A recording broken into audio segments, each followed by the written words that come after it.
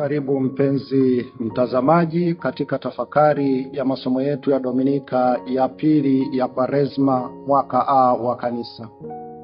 Ninayokuletea tafakari hii naitwa Padre Kevin Onesmo Mkama wa Jimbo Kuu Katoliki la Mwanza. Somo letu la kwanza katika Dominika hii ya pili ya Kwaresma inatoka kitabu cha Mwanzo sura ya 12 aya ya kwanza hadi ya 4a. Somo letu la pili linatoka waraka wa Mtume Paulo kwa Timotheo sura ya kwanza aya ya 8b hadi aya ya 10. Na somo letu la Injili linatoka Injili ya Mathayo sura ya 17 aya ya kwanza hadi ya 9. Tuanze kwa kulitazama kwanza somo letu la kwanza. Katika somo letu la kwanza tunasikia mwito wa Ibrahimu, ambako Mwenyezi Mungu anamwambia Ibrahimu atoke katika nchi yake anayoishi aende katika nchi nyingine atakayoonyeshwa na Mwenyezi Mungu. Yaani atoke nchi ya Harani aende katika nchi ile atakayoonyeshwa na Mwenyezi Mungu. Na tunaelezwa kwamba Ibrahimu anatii hilo agizo, anaondoka na kuanza hiyo safari ya kuelekea nchi ya ahadi. Kwa tendo hili Ibrahimu anaitwa baba wa imani, pamoja na matendo mengine ambayo yanapatikana katika Biblia ambako Ibrahimu anaonyesha kweli imani thabiti kwa Mwenyezi Mungu. Pengine sisi ambao leo tunasimuliwa safari hii ya Ibrahimu au mwito huu wa Ibrahimu, tunaweza tukaona kwamba jambo hilo lilikuwa ni jepesi kwa Ibrahimu, lakini la hasha, halikuwa jepesi. Ni jambo ambalo lilihitaji zaidi imani. Tukumbuke kwamba Ibrahimu anaitwa kuondoka nchi ya Harani kwenda nchi atakayoonyeshwa na Mwenyezi Mungu akiwa na umri wa miaka 75. Ameishi nchi hiyo ya Harani kwa miaka hiyo 75. Ameishi na ndugu na jamaa zake pamoja na familia yake kwa muda wa miaka 75. Na leo hii anaambiwa awaache ndugu, awaache jamaa, aache hiyo nchi yake aende katika nchi atakayoonyeshwa na Mwenyezi Mungu. Na Ibrahimu anaitikia na kuanza hiyo safari. Ibrahimu anaonekana ni baba wa imani kwa sababu hatusikii katika mwito huo ambao anaambiwa na Mwenyezi Mungu, hatusikii akiuliza maswali. Hatusikii akisema nitakwenda wapi, kuna nini huko, nitafaidika nini, hawa ndugu zangu watabaki na nani, familia yangu itabaki na nani, ndugu jamaa na marafiki wataishije bila mimi. Bali Ibrahimu mara moja anaanza safari kuitikia mwito wa Mwenyezi Mungu. Na hiyo ndugu zangu ndiyo imani. Imani ya kweli haina maswali. Imani ya kweli haisiti. Imani ya kweli ni kujiaminisha mazima kwa Mwenyezi Mungu na kufanya kile ambacho Mwenyezi Mungu anatuagiza. Hiyo ndio imani, na ndio maana Ibrahimu anaitwa baba wa imani. Na tunaposoma hasa waraka kwa Waebrania ile sura ya 11 ya kwanza, tunaambiwa imani ni kuwa na hakika ya mambo yatarajiwayo, ni bayana ya mambo yasiyoonekana. Na Ibrahimu ndicho anachokiishi, anaishi hiyo imani kwa Mwenyezi Mungu. Ibrahimu hajawahi kumuona Mwenyezi Mungu, lakini anaamini kile anachoambiwa na Mwenyezi Mungu. Ibrahimu hajawahi kufanyiwa mpaka dakika hii muujiza wote na mkubwa wa Mwenyezi Mungu, lakini bado anamwamini Mwenyezi Mungu. Ibrahimu anatii maagizo ya Mwenyezi Mungu bila kuuliza maswali kama nilivyodokezwa. Anaambiwa kwamba atafanyika kuwa taifa kubwa, na Ibrahimu anaamini. Licha ya kwamba anajua kwamba yeye ni mzee na mke wake Sara ni tasa, lakini bado anaamini katika hiyo ahadi ya Mwenyezi Mungu anayoambiwa katika somo letu la leo. Na Ibrahimu anatii na kutenda. Hiyo ndugu zangu ndiyo imani. Sasa ndugu zangu, somo letu hili la kwanza linatufundisha nini? Kwanza, somo la kwanza linatufundisha kwamba imani ya kweli inajidhihirisha katika kutii maagizo ya Mungu na kujiaminisha kwa Mungu pasipo kusita. Waingereza wana neno zuri sana, wanatumia neno leap of faith. Leap of faith. L-E-A-P. Leap of faith. Ni kitendo ambacho mtu anaamini jambo fulani bila kujua kitakachotokea, kitamuathiri vipi, atapambana na yapi, lakini anatenda hilo tendo. Hana uhakika na kitakachotokea, lakini anatenda hilo tendo. Na Ibrahimu hapa anatuonyesha hiyo leap of faith, tendo la kujiachia mazima mazima kwa Mwenyezi Mungu. Ingekuwa kwa watu wanaosoma uchumi, wangeita ni risk taking. Unafanya maamuzi bila kujarisha kwamba nini kitatokea huko mbele. Ndicho anachofanya Ibrahimu. Na imani ya kweli, ndugu zangu, ni ile ambayo inajiaminisha mazima mazima kwa Mwenyezi Mungu, hata kama haijatendewa miujiza, hata kama ina changamoto zake, lakini mtu anajiaminisha mazima mazima. Hiyo ndio imani ya kweli. Sasa tujiulize, ndugu zangu, sisi ni mara ngapi tunatilia mashaka mambo ambayo tunaambiwa na Mwenyezi Mungu? Ni mara ngapi imani yetu ina sita? Ni mara ngapi tunauliza maswali kabla ya kutenda jambo la kiimani? Tunapaswa kumuiga Ibrahimu ambaye bila kuuliza maswali, bila kuwa na mashaka, bila kusita, anaanza safari ya kuitikia mwito wa Mwenyezi Mungu mpaka nchi ile ya ahadi. Fundisho la pili tunalopata katika somo letu la kwanza ni kwamba tunapaswa kuyaacha yote tunayoyapenda ili kufika katika nchi ya ahadi. Ibrahimu anaambiwa aache familia yake, aache nyumba yake, aache jamaa zake. Tunaposema jamaa, tunaposema familia, ni watu wetu wa karibu, ni wale ambao tunawapenda kwa namna ya karibu. Na Ibrahimu anaambiwa na Mwenyezi Mungu awaache hao, aache nyumba yake, aache nchi yake anayoipenda, aende nchi nyingine. Katika kila agizo la kumtumikia Mwenyezi Mungu, katika kila wito tunaoalikwa kumtumikia Mwenyezi Mungu, tujue kabisa kwamba huwa kuna tendo la kuacha yale tunayoyapenda. Kuacha ndugu zetu, kuacha familia zetu, kuacha wazazi wetu, kuacha mali. Na kwa namna pekee katika hiki kipindi cha Kwaresma tunaalikwa hasa kuacha dhambi ambazo wengi wetu tunazipenda.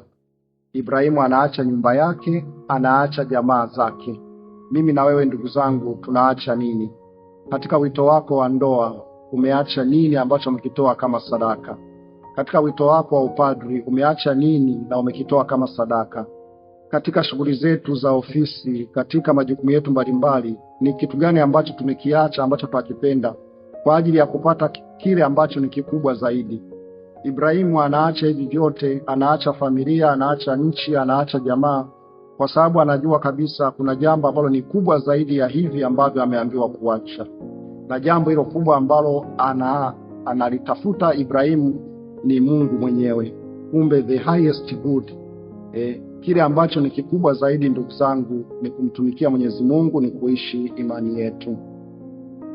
Jambo la tatu ambalo tunajifunza kutoka somo letu la kwanza ni kwamba baraka huambatana na watu wenye imani na wanaotii maagizo ya Mwenyezi Mungu.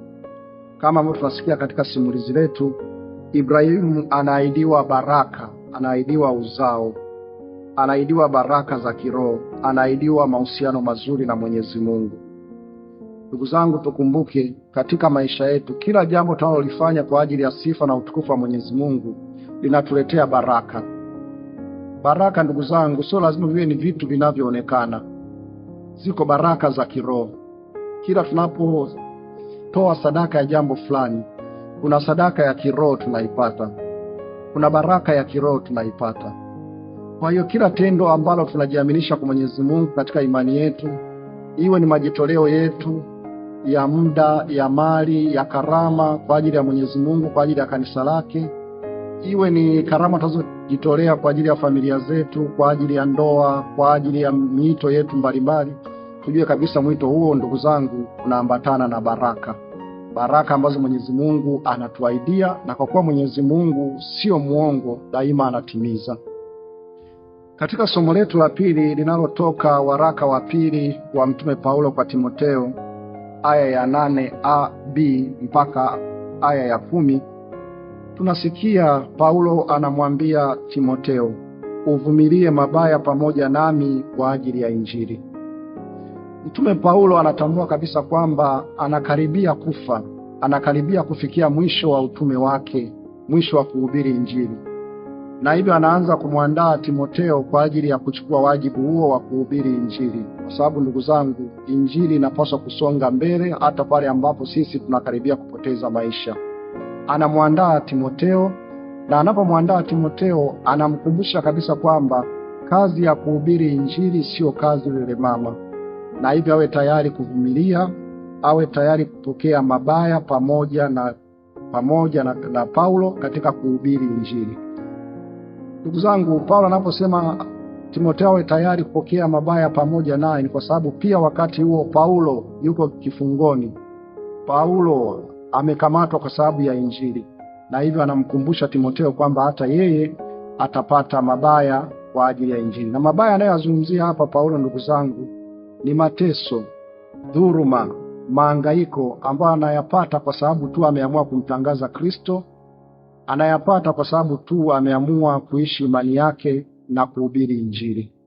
Kwa hiyo ndugu zangu, Paulo anamkumbusha Timotheo kwamba hakuna Ukristo bila mateso, hakuna Ukristo bila tabu, hakuna Ukristo bila adha. Mkristo ni lazima awe tayari kukumbana na mabaya katika kumuishi Kristo, katika kuishi Injili. Ndugu zangu, anachokisema Paulo ndicho ambacho kinatokea katika ulimwengu wa sasa.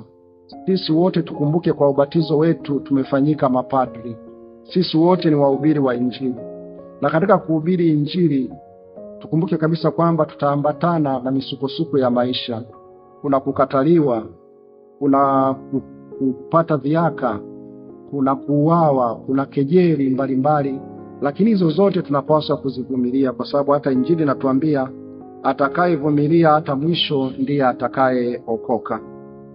Kwa hiyo ndugu zangu wapendwa, Injili sio lelemama. Injili sio swala tu la kula na kunywa. Injili ni maisha. Ni maisha ambayo hawezi kutenganishwa na fumbo la msalaba. Ni maisha ambayo hawezi kutenganishwa na mateso, adha, dhuluma. Na mifano halisi tunayo ndugu zangu. Tunaona hata katika ulimwengu wa sasa, mapadri wanakejeliwa, mapadri wanatukanwa, Wakristo tunatukanwa, tunadhihakiwa, tunatishiwa kuuawa, kwa sababu tu tumechagua kuwa Wakristo, kwa sababu tu tumeamua kusema ukweli. Lakini hatupaswi kufa moyo, tuwe tayari kuvumilia, na hata ikitubidi kumwaga damu yetu kwa ajili ya kuitangaza Injili.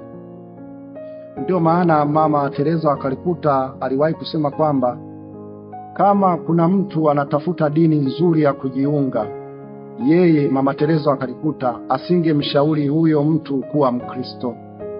Kwa nini? Kwa sababu Mama Teresa wa Calcutta anasema kwamba Ukristo sio dini ya raha, sio dini nzuri.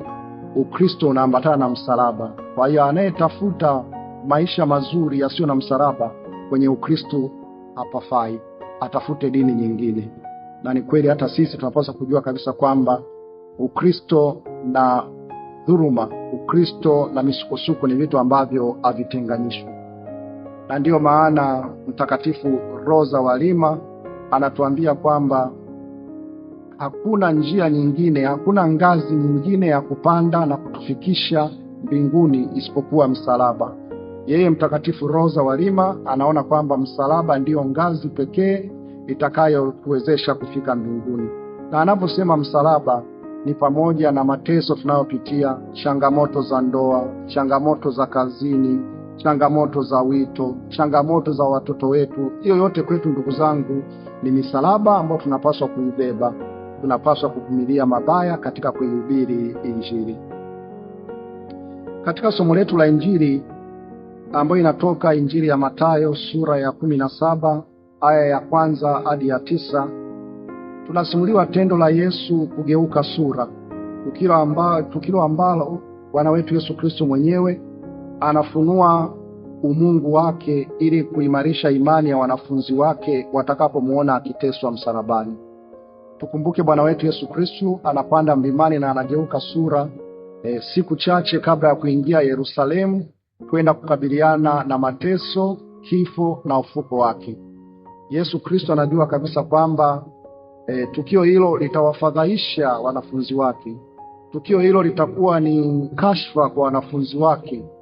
Na hivyo kwa tukio hili la kugeuka sura anataka kuwatia moyo kwamba pamoja na kwamba watamuona akiangamizwa, lakini baada ya siku 3 wataona utukufu wake.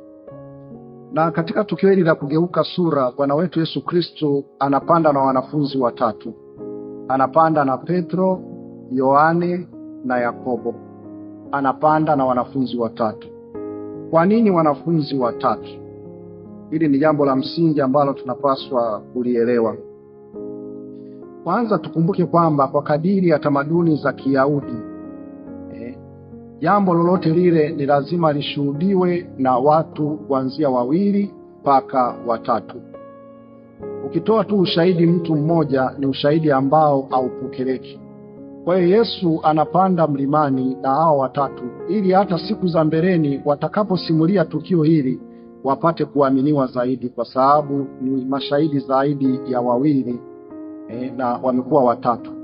Kwa hiyo Bwana wetu Yesu Kristo anawachukua kwa makusudi hao watatu ili kufuata tamaduni za Kiyahudi kwamba tukio lolote ili lidhihirishwe kwamba ni kweli lazima liwe limeshuhudiwa kuanzia na watu 2 hadi 3.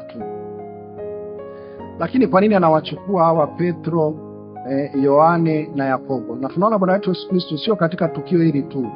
Kuna matukio mengi ambayo ndani ya Biblia Bwana wetu Yesu Kristo amewachukua hawa wanafunzi watatu. Labda tuone wataalamu wa maandiko ya Biblia wanatuambia nini kuhusu wanafunzi hao watatu na kuchukuliwa na Yesu au kupendelewa katika matukio mbalimbali ambayo yalimhusisha Yesu. Kwanza wataalamu wa maandiko ya Biblia wanaanza kumchambua Petro kwamba Petro ni mwanafunzi aliyependwa zaidi na Yesu. Tutakumbuka hata Yesu baada ya kufufuka katika ile Injili ya Yohane sura 21 aya ya 15 hadi ya 17 anamuuliza Petro matatu, Simoni Petro, Simoni Bariona, wanipenda kuliko hawa? Amsema, Bwana, wewe wajua kwamba nakupenda. Simoni Petro, wanipenda kuliko hawa? Bwana, wajua kwamba nakupenda. Anamuuliza mara ya 3, Simoni Petro, wanipenda kuliko hawa? Na tunaambiwa Petro anasikitika kwa sababu ameulizwa mara ya 3. Anasema, Bwana, wewe wajua yote, wajua kwamba nakupenda. Kwa hiyo Petro ni mwanafunzi aliyempenda zaidi Yesu. Kwa hiyo Yesu anamchukua kwa sababu anaona upendo alionao Petro kwake. Yesu anamchukua Yohane kwa sababu Yohane ni mwanafunzi aliyependwa zaidi na Yesu. Naomba tofautishe hapo. Kuna mwanafunzi aliyempenda zaidi Yesu ni Petro. Kuna mwanafunzi aliyependwa zaidi na Yesu ni Yohane. Na wataalamu wa maandiko wamejaribu kuchambua na kufanya utafiti ni kwa nini Yohane alipendwa zaidi na Yesu. Na wanatuambia alipendwa zaidi na Yesu kwa sababu ya kutooa kwake, kwa sababu ya uchaguzi wake wa kuishi usevya. Kwamba pamoja na kwamba ndiyo mdogo kuliko mitume wote wa Yesu, aliacha kutokuoa ili amfuate Yesu, aweze kumtumikia Yesu bila kujibakiza. Na hilo tendo linamfanya Yesu ampende zaidi Yohane. Na anamchukua Yakobo kwa sababu baadaye tunaambiwa kwamba Yakobo ndio atakayekuwa mwanafunzi wa kwanza kuuawa kwa sababu ya imani yake kwa Kristo.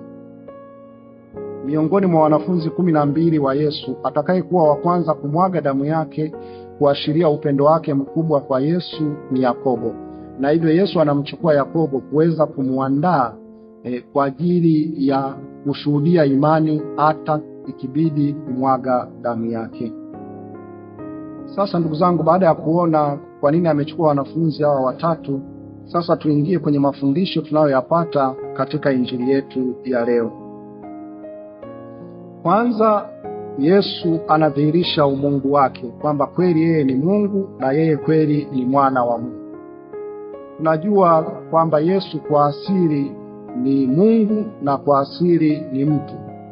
Kwa miaka karibia 3 wanafunzi wa Yesu wamemwona Yesu hasa katika ubinadamu wake.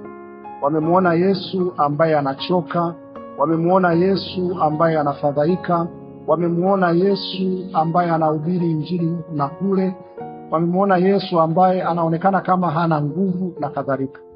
Lakini mlimani hapa Yesu anafunua ile asili yake ya pili, ambiwa sura yake inang'aa, anadhihirisha umungu wake, na inafika sauti kutoka kwa Mungu ikisema, huyu ni mwanangu mpendwa, msikilizeni yeye. Kwa Yesu anafunua umungu wake ili kuwatia moyo wanafunzi wake kwamba pamoja na kwamba katika ubinadamu wangu mtaniona nikiuawa msalabani, lakini mkumbuke kwa uwezo wangu wa kimungu nitafufuka siku ya tatu, na hivyo hampaswi kuwa na wasiwasi. Fundisho la pili tunalopata kutoka kwenye Injili ni kwamba Yesu ni utimilifu wa Torati na manabii. Tunaambiwa katika Injili yetu kwamba baada ya kugeuka sura walitokea Musa na Elia. Musa na Elia. Musa anawakilisha Torati na Elia anawakilisha manabii. Na tukumbuke Biblia ya Wayahudi ilikuwa imegawanyika sehemu kubwa tatu. Kulikuwa kuna vitabu vya Torati, kulikuwa kuna vitabu vya manabii, na kulikuwa kuna vitabu vya maandiko au maandishi. Kwa hiyo wanaposema Torati na manabii, ninaposema Torati na manabii, ndugu zangu, ni kumaanisha neno zima la Mungu la Agano la Kale kwa kadiri ya Biblia ya Kiyahudi. Kwa hiyo Yesu anapogeuka sura na wanatokea Musa na Elia, ni kuonyesha kwamba Yesu ndio ukamilifu wa Torati, ndio ukamilifu wa manabii. Kile ambacho kimeandikwa kwenye Torati na kile ambacho kimeandikwa na manabii, kwa ujumla wake Yesu Kristo ndiye anakikamilisha. Kwa hiyo Yesu ni ukamilifu wa Torati na manabii. Neno la Mungu lililotabiriwa kuhusu Masia katika Agano la Kale, katika vitabu vya Kiebrania, linatimizwa na Bwana wetu Yesu Kristo.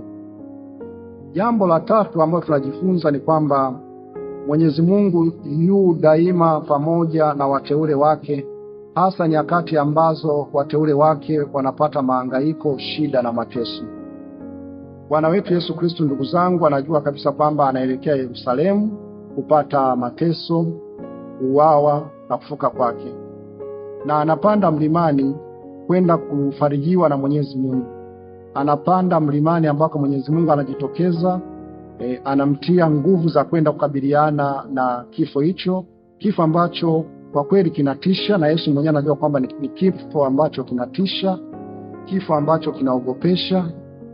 Na kama binadamu aliogopa, tunaambiwa sehemu nyingine mpaka alitoka jasho la damu, lakini anapopanda mlimani anafarijiwa na Mwenyezi Mungu. Hii ni kuonyesha kwamba, ndugu zangu, mtu yoyote ambaye anahangaika, mtu yoyote ambaye anateseka, mtu yoyote ambaye anafadhaika moyoni mwake, anapojiambatanisha na Mwenyezi Mungu, Mwenyezi Mungu anamfariji mtu huyo. Mwenyezi Mungu anamtia nguvu mtu huyo. Bahati mbaya sisi tunapokuwa katika shida na mahangaiko mbalimbali ya dunia, huwa inafikia nyakati tunaona kama Mwenyezi Mungu hajibu sala zetu, tunaona kama Mwenyezi Mungu ametuacha, tunaona kama Mwenyezi Mungu amelala usingizi. Lakini tukumbuke kabisa kwamba Mwenyezi Mungu daima yuko na mtu yeyote anayeteseka. Mwenyezi Mungu anamtia nguvu mtu ambaye anahangaika. Jambo kubwa ni kumtumainia yeye. Fundisho la 4 ambalo tunalipata, ndugu zangu, kutoka katika Injili yetu ya leo ni kwamba daima tupende kukaa na kutafuta utukufu wa Mungu. Tupende kukaa pamoja na Mungu na kutafuta utukufu wake. Petro baada ya kumuona Yesu anageuka sura, anang'aa, akatamani kuendelea kubaki kuona utukufu huo, na anasema ingekuwa ni vema tukajenga vibanda vitatu. Kimoja cha kwako Yesu, kimoja cha Musa na kingine cha Elia. Ndugu zangu, hakuna jambo zuri kama daima kukaa kutazama utukufu wa Mwenyezi Mungu. Hamu ya kila mwanadamu ni kuona utukufu wa Mwenyezi Mungu.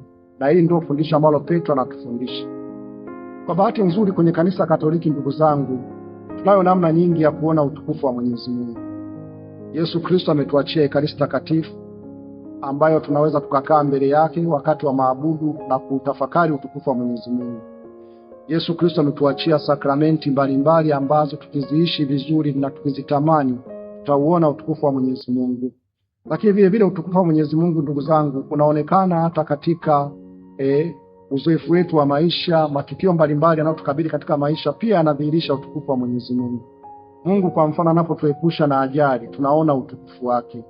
Mungu anapotutoa kwenye mahangaiko, tunaona utukufu wake. Kwa hiyo ndugu zangu, ni vizuri kujifunza kukaa na kutafakari utukufu wa Mwenyezi Mungu. Jambo jingine ambalo tunajifunza ili tuweze sasa kuona huo utukufu wa Mwenyezi Mungu, ili Yesu aweze kuambatana na sisi, ni lazima tuwe na sifa za mitume hawa watatu. Yaani tuwe na sifa kama za Petro, Yohane na Yakobo. Kama nilivyosema, Petro alimpenda zaidi Yesu. Na sisi kuona utukufu wa Mwenyezi Mungu, ni lazima tuwe tayari kumpenda zaidi Kristo. Tuwe tayari kumpenda Mungu kuliko kitu kingine chochote. Kwa bahati mbaya sisi labda wakati mwingine ni kama Mungu tunamfanya kama tairi la akiba. Anakumbukwa tu pale tairi jingine lililopo kwenye gari linapopata pancha, ndio huwa tunakumbuka tairi la akiba. Mara nyingi kipaumbele chetu sio Mungu. Mara nyingi upendo wetu mkubwa sio kwa Mungu. Tunapenda sana mipira, tunapenda starehe, tunapenda anasa, lakini tunasahau kabisa kwamba tunapaswa kumpenda zaidi Mungu kuliko jambo jingine lolote. Na kumpenda Mungu, ndugu zangu, sio kwa maneno tu. Tunapaswa kumpenda Mwenyezi Mungu kwa matendo, tumdhihirishe kwa matendo. Tunapaswa vile vile kujitahidi kuwa kama Yohane, kupendwa zaidi na Kristo. Kupendwa zaidi na Kristo. Na kama nilivyoeleza kwamba Yohane anapendwa zaidi na Kristo kwa sababu kuna sadaka kubwa ameifanya. Ameamua kuishi useja. Ameamua hata kusadaka maisha ya ndoa ili aweze kumtumikia Mwenyezi Mungu vizuri. Hatuambiwi kwamba kila mmoja sasa awe padri aache kuoa, hapana. Kila mmoja katika wito wake anaweza akatoa sadaka fulani itakayomfanya apendwe zaidi na Mwenyezi Mungu. Sadaka ya muda wako, sadaka ya karama, sadaka ya huduma, sadaka ya vipaji mbalimbali. Itoe impendeze Mwenyezi Mungu ili Mwenyezi Mungu aweze kukupenda zaidi. Na tukitaka pia kuona utukufu wa Mwenyezi Mungu, tukitaka kuambatana na Kristo, tukubali pia kuwa na sifa kama ya Yakobo. Yakobo, ndugu zangu, anakuwa tayari, atakuwa mtume wa kwanza kumwaga damu yake kwa ajili ya Kristo, kujimimina, kufa kwa ajili ya kuishuhudia imani. Tunafundishwa kwamba tuwe tayari kuishuhudia imani yetu, na hata ikitupasa kuweza kumwaga kabisa damu yetu. Na jambo la mwisho ni kuwa watii kwa Kristo. Tunaambiwa huyu ndio mwanangu mpendwa, msikilizeni yeye. Tunapaswa kumsikiliza Kristo. Hatupaswi kusikiliza ulimwengu unasema nini. Hatupaswi kusikiliza wakati mwingine watu wengine wanasema nini. Ila daima tujiulize, Kristo anasema nini? Kama kile wanachoniambia kinapingana na kile ambacho Kristo ananiambia, sipaswi kukitii. Napaswa kutii tu kile ambacho kinaendana na mapenzi ya Kristo. Basi ndugu zangu, tunaalikwa katika Dominika leo tuige imani ya Ibrahimu, tuige fadhila na tunu walizokuwa nazo hawa mitume watatu, lakini daima tujiambatanishe na Mungu na kupenda kutafuta utukufu wake, kupenda kukaa pamoja naye. Asanteni na Mwenyezi Mungu awabariki, na nawatakia Dominika njema. Ni mimi Padri Kevin Mkama, asanteni sana.